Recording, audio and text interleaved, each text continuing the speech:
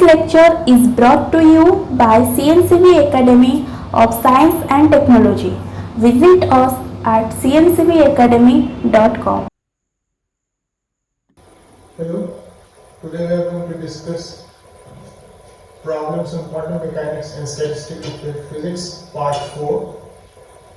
So we'll start with the first problem of today. So this is the first problem. A particle with energy E is in a bound state of the Hamiltonian. This is the Hamiltonian kinetic energy plus potential energy. Convince yourself that the average of P is equal to 0 if Vx is equal to V minus x. So this is straightforward. So one thing we should know that this is a symmetric potential. So for a symmetric potential, energy eigenfunctions are either even or odd. This you can show in one or two lines. So this is always true. And if that is the case, then when we are considering the average of P, this is the expression psi star E minus IH cross GDX and psi E.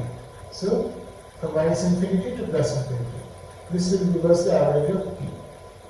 Now we can easily see this integrand psi star E minus IH cross GDX psi E is an odd function of x. It does not depend like whether psi E is odd or even. This is always odd because if x goes to minus x, this ddx changes sign. And so, if this integrand is odd, then you are bound to get 0 on the right hand side. So the next problem. So an ideal gas at temperature T is composed of particles of mass m with x component of the velocity given by Vx. Show that the thermal average of Vx modulus, that is I am considering only the magnitude, not the sign, is square root of 2 kBT by pi L. So since in ideal gas we start with Maxwell-Boltzmann distribution. So this is the probability of finding a particle with velocity between velocity Vx and Vx plus dVx, velocity Vy and Vy plus dVy, and velocity Vz and Vz plus dVz. So this is the probability of finding the particle in that small window of velocity. So now we have to do this average. So this is simple. So the average means the standard way of writing average is Vx modulus, the probability distribution, and integration over Vx, Vy, and Vz. Now we can easily do the integration over Vy and Vz. And remember this integration over Vy or Vz is of this form. Dx 1 by 2 pi sigma square e to the power minus x square by 2 sigma square. This is a Gaussian distribution and it is of this form, whether you consider Vy or Vz. And so it is going to be 1. And the denominator is 1 because the distribution over Vx, Vy and Vz are the same, are of this nature, so we get 1. So we have to do only the integration over Vx, and so we are integrating over dVx minus infinity to plus infinity, Vx modulus, then m by 2 kBT half e to the power minus m v square x by 2 kBT. So this integration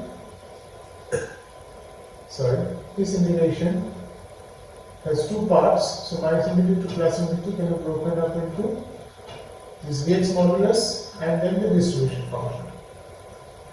The Vx modulus, when it is from 0 to infinity, it is only Vx, and when it is minus infinity to 0, Vx is negative, so it is minus Vx distribution function. That's it. So we evaluate this distribution, this integral and this integral. And you can easily show that this integral and this integral are the same. So we can do the problem.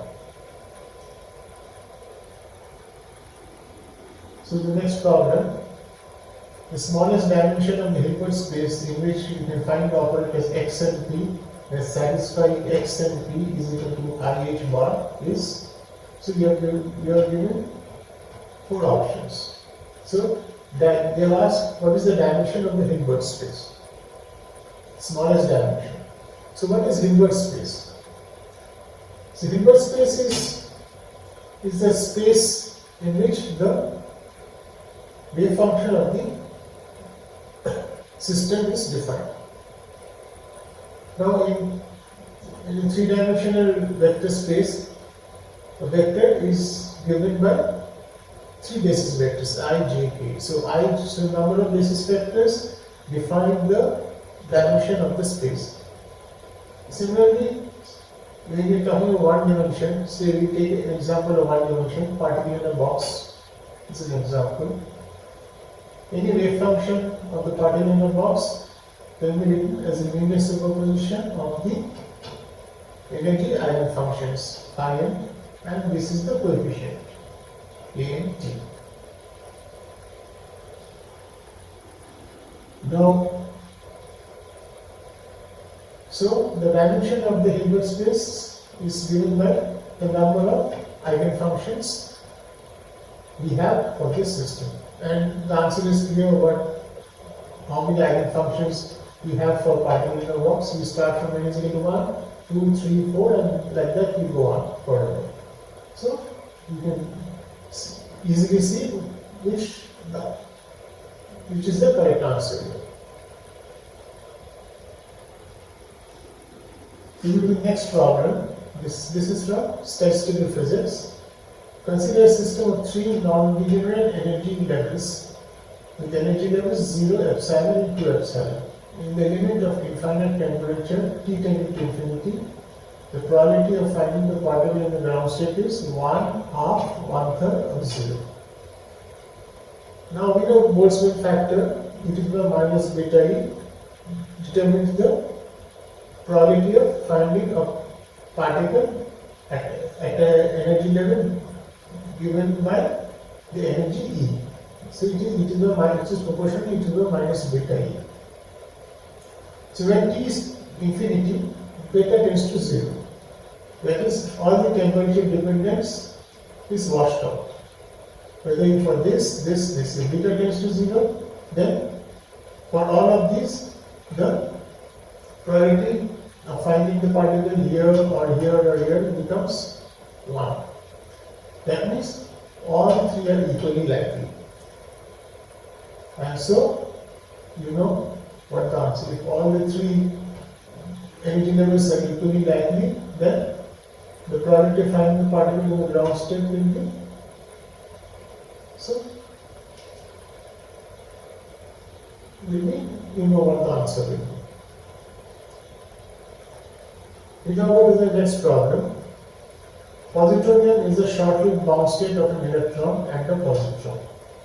So, electron and positron are there. The positron is an antiparticle of electron. Show that the energy difference between the first excited state and the ground state is halved compared to that in the hydrogen. So, hydrogen atom is also a bound state of a proton and an electron. But this is a bound state of an electron and a positron. So what is the total energy? Total energy, if x1 is the position vector of the electron and x2 is the position vector of the positron, then the total energy will be half m1 dx1 dt whole square plus half m2 dx2 dt whole square plus Vr. Now let us define 2 variables. RCM. So position where this is the coordinate of the center of mass. So the coordinate of the center of mass we know how we define m1 x1 x1 vector plus m2 x2 vector m1 plus m2. And small r is x2 minus x1. That is how we define the relative displacement, the relative distance between the two particles. So now I can easily express x1 in terms of r and capital R and small r, and x2 in terms of capital R and small r. And you can substitute here. And immediately you will get this.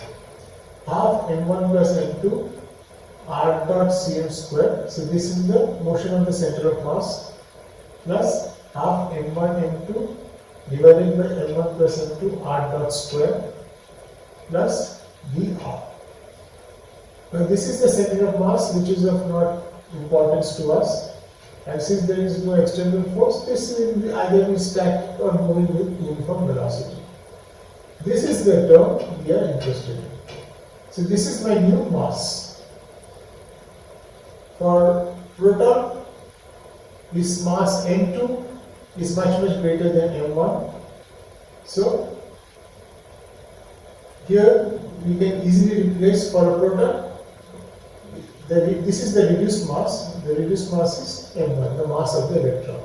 But in the case of electron and positron, both have the same equal masses. Yes, m1 is equal to m2.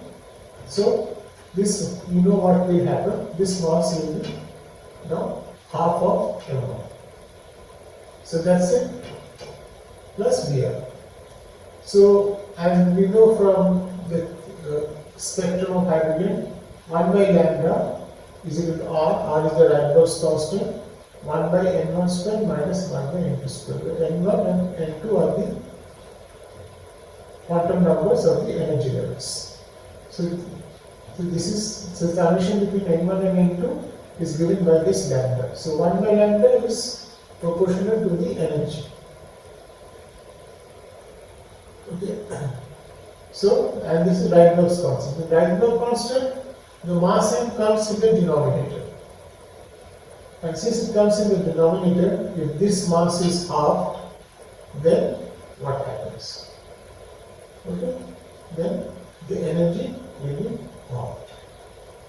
Okay? So this you can try, this you should try yourself. Easily substitute here and you will get this answer. So this is the problem of reduced mass. Go to the next problem. A one-dimensional box contains three identical particles and the system is in the ground state. Show that the ratio of the energy of these particles if they were spin-half particles with that when if they were bosons is half. Is 2. So ratio is 2 of the energy. Now this is simple problem. We know one-dimensional box, the energy levels we know. So we now just fill up the energy levels. For spin-half particles, they are formulas, so we have to fill it up, keeping in mind Pauli's exclusion principle. So do it. There are 3. We start with the n is equal to 1 state and do it. And for bosons also we do it. For bosons, we don't have to care about Pauli's exclusion principle does not apply. So all the bosons can go into 1 state. That is the ground state n is equal to 1. So find out what is the energy of the bosons in this state and what is the energy of the fermions in the ground state, and take the ratio and see whether it is true or not. Do the next problem. Consider the normalized wave function psi is equal to a psi naught plus b psi naught in one-dimensional simple harmonic oscillator, where at some time psi naught and psi 1 are the normalized ground state and first excited state respectively. A and B being the real numbers. For what values of A and B is this x modulus, this is maximum. So whatever this modulus quantity is, so this will be, the average will be So this is normalized, so this will be a square, average of this for the ground state, plus b square, average of this in the first excited state. That will be the average. But let us see how the average will look like in the ground state and the first excited state of this. So this is the ground state. For ground state, the probability of finding the particle is maximum near zero, at zero. So whatever this thing is, this contribution will be from this x bar average, x modulus average will be close to zero. Is it not? It will be somewhere here. X modulus average will be close to zero. Whereas for this state, so this is the Shalom state, you can see probability of finding the particle at zero is zero, and in the vicinity also it's negligible, but the probability of finding the particle at a point far off from zero is maximum. So here is the maximum, here is the maximum. So we can say that my x modulus average will be far off from zero in this case. So now it's trivial which of these will be the correct answer. So find out and which of these four is the correct answer. A particle is in the nth ideal state of an infinite one-dimensional potential well between x equal to 0 and x equal to f. Let P be the probability of finding the particle between x equal to 0 and x equal to 1/n. Show that in the limit n tending to infinity, P goes to 1. So this is simple problem. So we know the nth ideal state for a particle in a box. So what is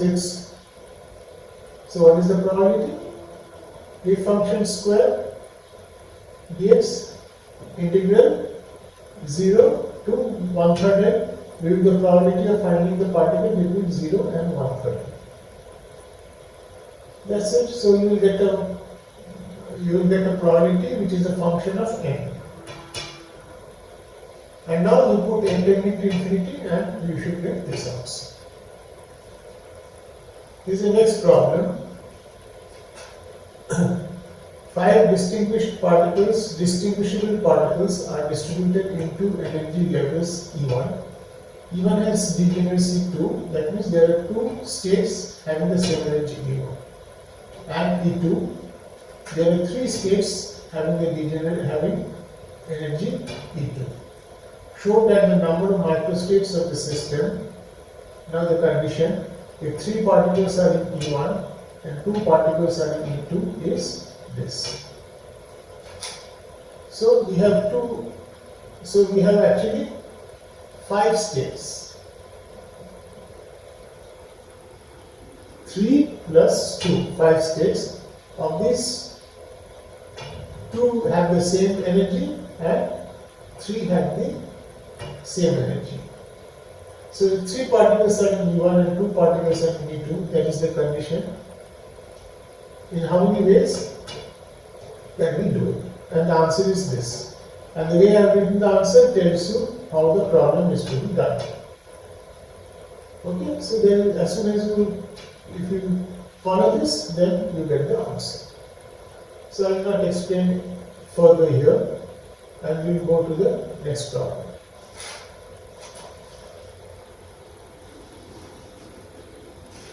The uncertainty delta x in the position of a particle with mass m in the ground state of a harmonic oscillator is 2h bar by mc. Show that the energy required to excite it to the first excited state is 1.25 into 10 cube in units of 10 to the power minus 4 mc square. Now, so we have to find out the energy that is required to excite it to the first excited state. That means we have to find out the frequency omega. So what is this delta x? So if this is a Gaussian distribution, we know sigma square is the variance. So delta x is the square root of variance. And sigma square is defined by x square average minus x square average minus x average square. Now, what we have to do? So we have to find out so we know this is a ground state. So what is Schreiber square? Schreiber square is actually, if Schreiber square is of this form. As soon as you write down Schreiber square, Schreiber is the ground state wave function. So Schreiber square is the probability density. You can easily check it will be of this form. Okay? And once you put it in this form, you can find out what is sigma square. Okay, we just look at the exponent x square by 2. Whatever is left in the denominator is what? Sigma square, and so the square root of sigma square will give you delta x. And once so delta x you find out from the wave function from this and equate it to this one, and that's how you will get omega. And once you find omega, you have to do this. So you have to find out the energy in units of this. That means h cross omega divided by 10 to the power minus 4 mc square will give us the answer. So do it.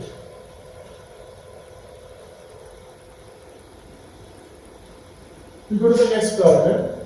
A system with two energy levels is in thermal equilibrium with a heat reservoir at temperature 600 Kelvin. The energy gap between the levels is 0.1 electron volt. Let P be the probability that the system be at the high energy level. Show that the value of P is around 0.12. And it is given 1 electron volt is equivalent to 11,600 Kelvin. Actually, 1 electron volt is when there is the conversion factor like kV, which is not written here because it's a constant. But remember, there is a conversion factor here. So the probability of finding the electron in the state given the energy into is proportional to e to the power minus beta into. So this is the probability. And the probability of finding finding the system in the energy E1 is proportional to e to the power minus beta E1.